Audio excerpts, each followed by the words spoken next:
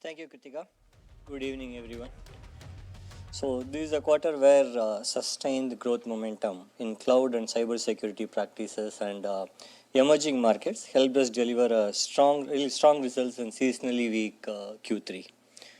Our revenues grew by 1.7% year on year and 1% quarter on quarter on a constant currency basis.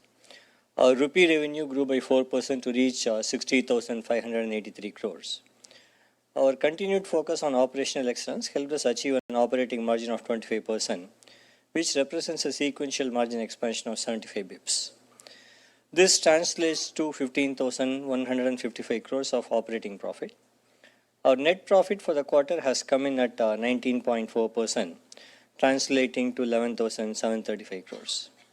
Again, this is an expansion of 40 bips in the net margin. Consequently, our EPS reached 32.14 from 31 in Q2. So, margin numbers, all the numbers actually that I mentioned that we'll be discussing exclude a one-time charge of USD 125 million towards settlement of legal claim. Cash from operations at 11,277 crores is at 102% of net profit. The board has declared an interim dividend of rupees 9 and a special dividend of rupees 18 amounting to about 9,800 crores. This is in line with our practice of returning 80 to 100% of our free cash flows back to our shareholders. Our customer metrics continue to improve despite seasonality and macro uncertainties. The number of customers from whom we make more than 100 million rose by 2 to 61 customers on a year-on-year basis. There has been good additions across all the other bands. In addition, our customer base of 1 million plus also stands at 1,288, an increase of 71 customers over last year. Moving on to segmental commentary, the new growth markets of India, Asia Pacific, Japan, Middle East and Africa and LATAM had very strong growth, validating our approach of portfolio diversification. Especially, our revenue from India grew by 23.4%. On a year-on-year basis. Among the major markets, UK grew by 8.1%, led by market share gains. North America had a degrowth of 3%, reflecting the overall market uncertainties. Europe has continued to grow on sequential basis and achieved a 0.5% growth on a year-on-year basis. Among the verticals, manufacturing, life sciences and healthcare, energy and utilities, and regional markets and platforms had a strong sequential growth. On a year-on-year basis, manufacturing grew by 7%, life sciences and healthcare by 3.1%, energy utilities by 11.8%, regional markets and platforms by 19.2%. As you can see, impacted by market sentiments, BFSI degrew by 3% and consumer business degrew marginally by 0.3% on a year-on-year basis. Our deal wins continue to be very strong. Our order book closure for the quarter stands at $8.1 billion. This has been achieved without the support of any mega deals. This represents a year-on-year growth of 3.4%. Our order book for North America stood at $4.2 billion, for BFSI at $2.6 billion and consumer business at $1.5 billion. Our attrition continues to improve. On LTM basis, our IT attrition has reduced to 13.3% from 14.9% in Q2. Subsequent to the launch of our AI.Cloud business unit, we are seeing an increased traction in the marketplace. We are now seeing GenAI POCs pilots moving into production. In Q3, we had 4 production deployments of GenAI engagements. We have enhanced our partnership also with all the major players in this space. As an update on our R&D efforts, we have filed for 187 patents in Q3 and were granted 305. Our continued efforts in creating IP have been recognized with the Asia IP Elite Award 2023 for being an exemplar of IP value creation. With that, I hand it back to Kritika and we'll open it up for questions. Back to you, Kritika. Thank you. Thank you, Krithi. We'll start our Q&A with Reema Tendulkar from CNBC TV 18. Reema. Gentlemen, good evening and Happy New Year to everyone. Great quarter, despite all the, tenuous external environment. Krithi, first, an overview of the macro environment. Would you say the situation today is better than it was 3 months ago? Qualitatively, if you can provide some color, and what are budget conversations looking like? And also, what is the growth X of India, the BSNL deal, and when do you expect your core markets, North America, BFSI, etc., to recover? NGS, for you, the question is on deal wins. I remember last time you said that maybe the deal win run rate could be $9 to $10 billion. It's fallen a little short of that at $8.1 billion. And why is it that the industry itself has not seen mega deals? And also, if you could just give us an update on Gen AI, how has it changed compared to 3 months ago? Samir, if you could tell us, 70 basis points, what led to the margin expansion?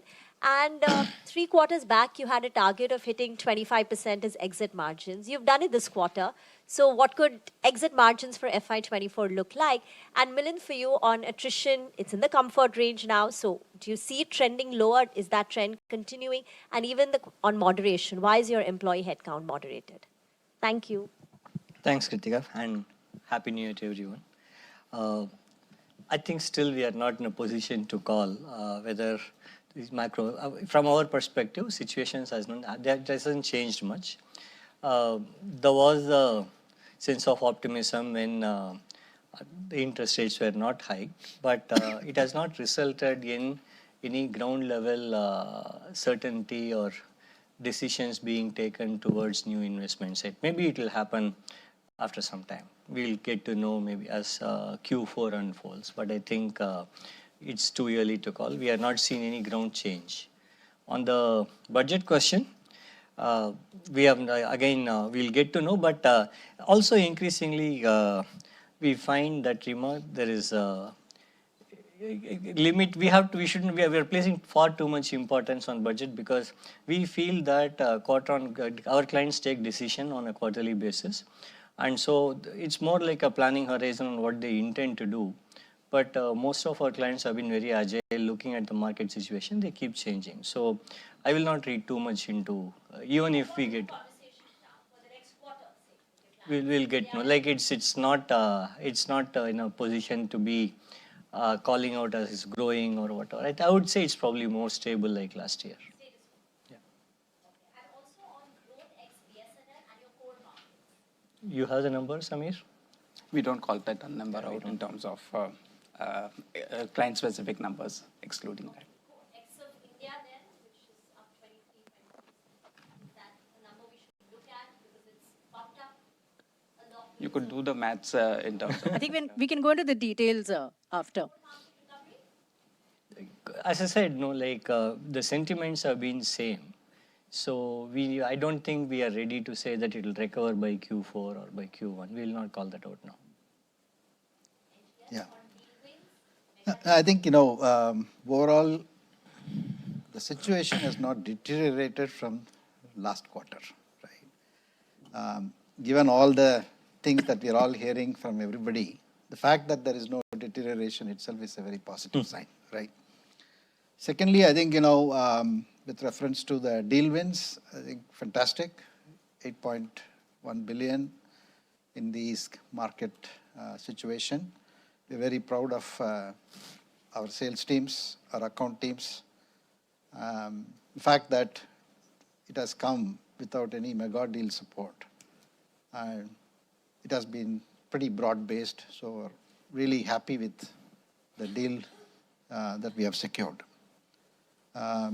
Besides, the qualified pipeline that we see is actually increased after securing this 8.1 billion, right?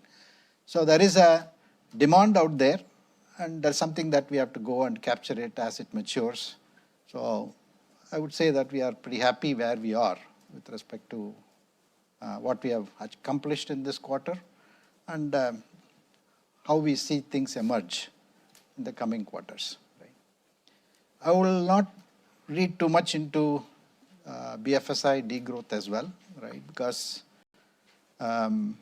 actually, if I look at the client portfolio that we have, the client portfolio actually has done well. couple of large clients where we were executing large transformation programs. It got finished and we've delivered them successfully. So we'll have to see how that pans out, with these new clients, these new projects with these clients, as they go through the budgets for this coming year, etc. So overall, I feel that, comfortable that we have secured $8.1 billion worth of deals this quarter, right? The other question, I think, is Gen AI. Gen AI, I think, as Krithi pointed out, I think it's moving into a situation where people are comfortable with it. They want to try out new things. They want to try out in very new areas across technology, operations, and everywhere else. I think we have continued our focus on training majority of our workforce on using Gen AI and coming up with innovative ideas of using Gen AI to improve our own productivity and efficiency, as well as deliver projects in an architecture which can evolve on its own, right, using the Gen AI thing. The possibilities that we see for the future using Gen AI are enormous, and we only hope that it will realize its potential. So on the margins, Q3 margins at 25% are in sequential improvement of 70 basis points. The walkthrough of that is, in spite of headwinds of 80 basis points, comprising mainly from furloughs and higher third-party expenses, we were able to more than offset that with disciplined execution and operational improvement of 60 basis points coming in from productivity and realization. For the 70 basis points coming in from reduction in subcontractor expenses, and we got 25 basis points support from currency. As you know, this is the 70 basis points is delivered on back of 110 basis points in the previous quarter. We don't give guidance, but we hope the momentum continues. Rima, 13.3 is our comfort range.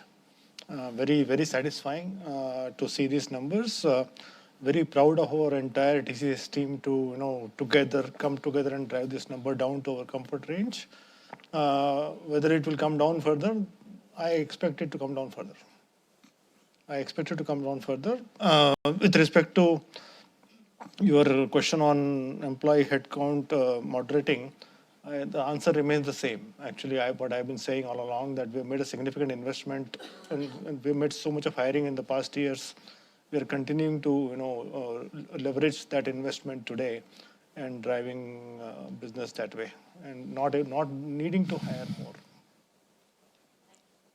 Anisha Jain from ET Now.